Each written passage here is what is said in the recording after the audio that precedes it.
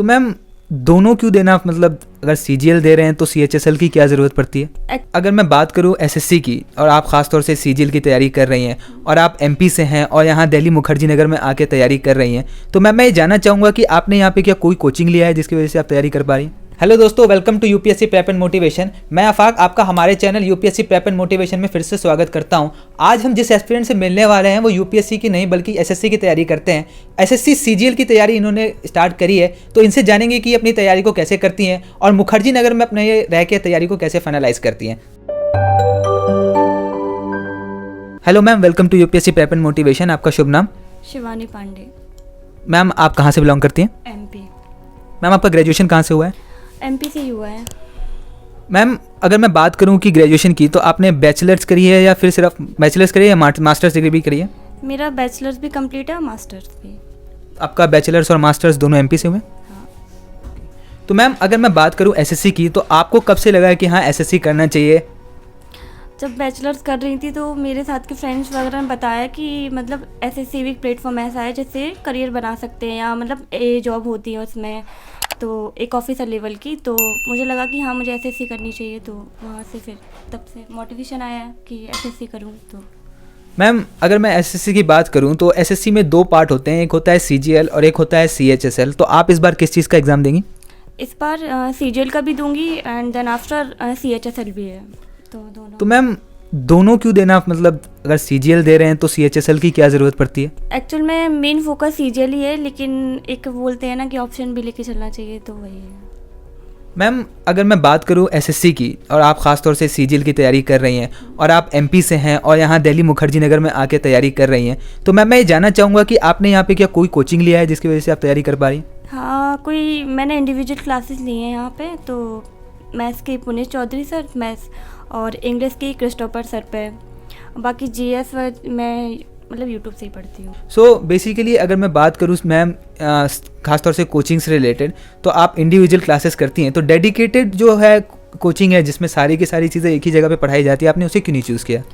Actual में बोलते हैं कि ना वहाँ पे कम वो होता तो है कि सारे सब्जेक्ट एक ही जगह पढ़ाते हैं, लेकिन फिर ये इंडिविजुअल में क्या है, कोई भी टीचर एक ही चीज़ में परफेक्ट होता है, तो आई थिंक वो ज़्यादा बेस्ट करेगा उस चीज़ का, इसलिए वहाँ से मैंने ऐसे इंडिविजुअल क्लासेस ली। मैम आप यहाँ पे मुखर्जी नगर में रह रही हैं और यहाँ पे काफ़ी सारे लाइब्रेरीज़ हैं, तो मैं जानना चाहूँगा कि क्या आप किसी लाइब्रेरी को ज्वाइन करी हैं? यस, हाँ, इनसाइट लाइब्रेरी। तो आपके जो पीजी है वहाँ से कितना दूर पड़ जाता है ये? वॉकिंग डिस्टेंस पे है, 5 मिनट भी नहीं लगता। मैम लाइब्रेरी ज्वाइन करने का फेयर क्या रहता है? हाँ, वहाँ पे फ़ीस उसकी 1200 है 6 घंटे की, और मतलब घंटे की वाइज वो पैसा लेते हैं, तो मैं तो 1200 ही देती हूँ। और वहाँ से मोटिवेशन भी मिलता है एंड एक कंपटीशन भी होता है कि मतलब वो चीज़ होती है।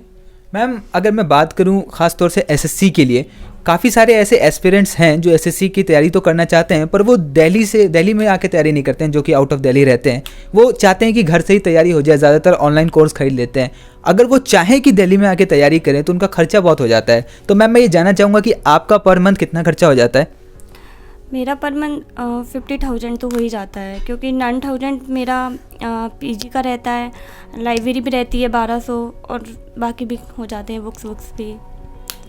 मैम आपसे बात करूं, जैसे कि आपने बताया कि पीजी का और 9,000 रुपीज़ रहता है और भी काफ़ी सारे खर्चे हैं और 15,000 रुपीज़ तक आपका पर मंथ चार्जेस रह जाते हैं। तो मैम मैं ये जानना चाहूँगा कि यहाँ पे जो पीजीज़ है वो कैसे मिलते हैं? आपको पीजी कैसे मिला, आपने कैसे सर्च किया? क्योंकि आप एमपी से बिलोंग करती हैं और फिर दिल्ली आई, दिल्ली में तैयारी कर रही हैं, तो आप इतना खर्चा भी कर रही हैं। आप बता सकती हैं कि आपको पीजी कैसे मिला, ताकि हमारे जो आगे आने वाले एस्पिरेंट्स हैं उनको भी पता लग सके कि वो अपनी जो पीजीज़ हैं उनको कैसे फाइनलाइज़ करें? इसको मतलब काफ़ी बेसिक है ये सब सर्च करना, और मैंने ना यूट्यूब पे सर्च किया कि पीजी मुखर्जी नगर डाल के, तो मतलब 2-3 चैनल थे, जैसे स्टूडेंटो था, शिवम दिवाकर था, इन्फो वाला भी। तो मतलब 1-2 दिन मैंने सर्च करने में लगाए, फिर उसके बाद मैंने सब पे कांटेक्ट करके देखा, फिर इन्फो वालों पे किया, तो वहाँ पे मतलब कमीशन नहीं, 0 कमीशन था, और यहाँ पे क्या कमीशन बहुत ही चलता है, तो आई थिंक मुझे वो ठीक लगा। फिर कांटेक्ट करने के बाद बात हुई थी भैया वाले से, तो इस पीजी में शिफ्ट हुई। मैम चाहूँगा कि आप एसएससी की जो तैयारी यहाँ पे कर रही हैं और आप बाहर से आ रही हैं, मतलब एमपी से दिल्ली में आ रही हैं, तो काफ़ी सारे ऐसे पेरेंट्स होते हैं जो अपने स्टूडेंट्स को जो है तैयारी करने के लिए यहाँ पे भेजते नहीं हैं। आप उन पेरेंट्स को क्या कहना चाहेंगी, क्योंकि वो बहुत ज़्यादा इनसिक्योर होते हैं अपने बच्चों को लेके, उन पेरेंट्स को क्या कहना चाहेंगी कि ताकि वो भी अपने बच्चों को यहाँ पर तैयारी करने के लिए भेजें? बहुत से पेरेंट्स होते हैं कि बच्चों का सोचते हैं कि वो कहाँ मतलब वहाँ पे रह पाएंगे कि नहीं रह पाएंगे, लेकिन ऐसा कुछ नहीं है। यहाँ पे सिर्फ स्टडी का माहौल है। कुछ मतलब माहौल तो सब जगह का एक जैसा ही रहता है, चाहे फिर दिल्ली हो कहीं भी हो। तो मेन तुम्हारे बच्चे पे डिपेंड करता है कि वो कहाँ पे कैसे सर्वाइव कर रहा है। तो यहाँ कोई दिक्कत नहीं है, स्टडी का ही माहौल है, बेशक भेज सकते हैं वो लोग। Thank you very much ma'am. आशा करते हैं कि आपका एसएससी सीजीएल भी निकले, सीएचएसएल भी निकले और आप आगे तक जाएँ। Thank you very much. तो दोस्तों अब हमारे साथ पीजी के ऑनर भी बैठे हुए हैं, इनसे बात करेंगे और जानेंगे कि कितनी फैसिलिटीज़ ये प्रोवाइड करते हैं और क्या क्या चार्जेस रहते हैं। हेलो सर, आपका नाम? सौरभ चौहान। सर आपके पीजी का नाम? एडीपीजी। सर आप बता सकते हैं कि कितने ज़्यादा प्राइस लगता है आपके पीजी में एंटर करने के लिए? यहाँ नॉर्मली 7000 से स्टार्टिंग हो जाती है। हम 7000 में हर फैसिलिटी देने की कोशिश कर रहे हैं और हम फैसिलिटी दे भी रहे हैं। इसमें जो है कि 3 टाइम्स मील है, आरओ है, गीज़र है, वाईफाई है, वॉशिंग मशीन, हर तरह की फैसिलिटी है। अब मैं सर बात करूं कि 7000 से आपने कहा स्टार्ट हो जाता है, तो 7000 मिनिमम है, मैक्सिमम कितने तक जाता है? ये किस पे डिपेंड करता है कि बच्चे कितना तक ले सकते हैं? देखो अगर बच्चा सिंगल में रह रहा है तो उसका थोड़ा चार्जेस बढ़ जाएगा, वो मैक्सिमम 9000 तक हो जाता है। अब सर जैसे कि आपने बताया कि आप सारी फैसिलिटीज़ यहाँ पे दे रहे हैं, तो सर मैं ये जानना चाहूँगा कि काफ़ी सारे जो गर्ल्स हैं जो कि यहाँ पर आई हुई हैं, जो कि आउट ऑफ दिल्ली रहती हैं और यहाँ पे तैयारी करती हैं, अब क्योंकि काफ़ी सारे पेरेंट्स होते हैं जो गर्ल्स को लेके काफ़ी ज़्यादा इनसिक्योर होते हैं, उनकी सिक्योरिटीज़ का बहुत ज़्यादा प्रॉब्लम रहता है, तो आप उनकी सिक्योरिटीज़ के लिए क्या क्या करते हैं?